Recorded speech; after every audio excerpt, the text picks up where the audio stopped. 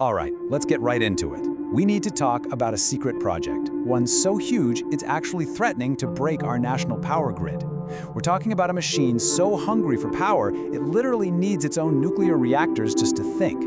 This, my friends, is the story of Project Stargate. And it all kicks off with this number, $500 billion. That's a sticker price for a single supercomputer. To put that in perspective, that's more than the entire yearly economic output of countries like Estonia or Iceland for one computer. Just let that sink in for a second.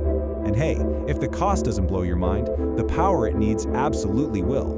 We're talking about 10 gigawatts of electricity. What does it even mean? Well, it's enough juice to power millions of homes, all of it getting funneled into a single machine. It's just staggering. So you have to be asking, how in the world did we get here, right? How did we get to the point where one computer needs the same amount of power as a small country? Well, the answer is all wrapped up in a fundamental rule that governs all of modern AI. I mean, this is really the core question, isn't it? It just sounds absurd on its face. And the answer has nothing to do with writing smarter code or cleverer algorithms. Nope, it's all about brute force. It's a raw power principle dictated by something called the scaling laws of AI.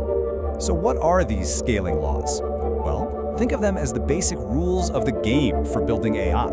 And they are brutally simple and unbelievably expensive. Basically, they say that if you want an AI to get just a tiny bit smarter, you can't just work a little harder. No, you have to throw an exponentially larger amount of computing power and electricity at the problem. And it really is just a brute force equation. There's no elegant way around it. If you want the next generation of AI, you have to build a bigger machine, and you have to feed it way more power, period. And we're already seeing the insane costs of this. Training a single next-gen model is expected to cost over $1 billion for one training run. And this chart, I mean, it shows the problem perfectly. Just look at how lopsided this is. To get this tiny, little incremental gain in how smart the AI is, you need this colossal, almost vertical spike in power and money.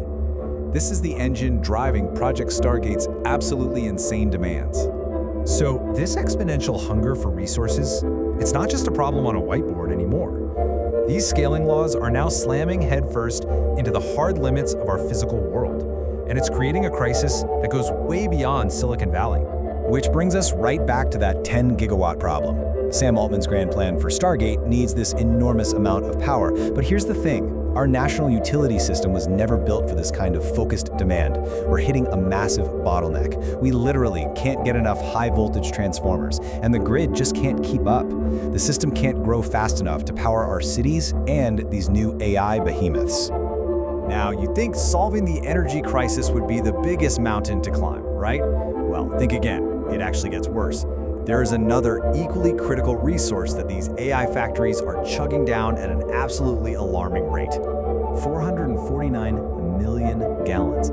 That's how much water the AI industry is now consuming every single day. And get this, it's not for drinking, it's not for growing food, it's just to keep the computer hardware in these giant server farms from literally melting. And you can see how this spirals into a real-world crisis fast. A single one of these data centers can drain 5 million gallons of clean, drinkable water every 24 hours. This is making local governments in places like Florida and the Midwest totally panic. City councils are actually passing emergency laws to make sure their citizens get water before these AI centers do. The problem's gotten so bad, engineers are ripping out AC and bolting expensive liquid cooling pipes right onto the computer chips, a move that pretty much doubles the cost of building a new facility. So let's recap. You've got an energy crisis, and you've got a water crisis. All of these huge physical and engineering roadblocks, well, they inevitably led to a financial breaking point. The numbers just didn't add up. And this is where all the corporate drama really kicks off. First, you have the pitch. Sam Altman takes his $500 billion plan to Wall Street. But the banks, they run the numbers, they see the power shortages and grid delays, and they say, no way, we're not financing this gamble. So in a desperate move, OpenAI scores a $110 billion bailout from Amazon and NVIDIA. But here's the kicker, the part some are calling a betrayal.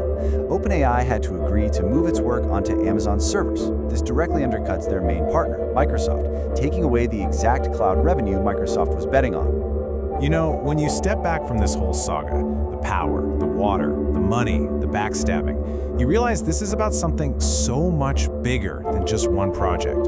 We are literally watching the industrial revolution of artificial intelligence unfold in real time. That's right. The whole era of AI being a software thing, something born from a few clever lines of code in a garage, that's over. It's officially a heavy industry now. And this new reality means we have to measure success in AI completely differently. It's not about the elegance of the algorithm anymore. It's about raw, physical scale. We're talking acres of data centers, millions of miles of copper wire, and budgets so enormous they compete with the spending of entire countries. You know, it's like the investing legend Warren Buffett said about AI. We have let a genie out of the bottle. This isn't something we can just put back. This new industrial-scale AI needs nation-state level resources just to keep the lights on, let alone to keep growing. And that leaves all of us with the ultimate question. We are betting our power grids, our water supplies, and hundreds of billions of dollars on this technological future. So the real question we all need to start asking ourselves is this: is the promise of whatever comes next worth the very real, very tangible cost to our physical world?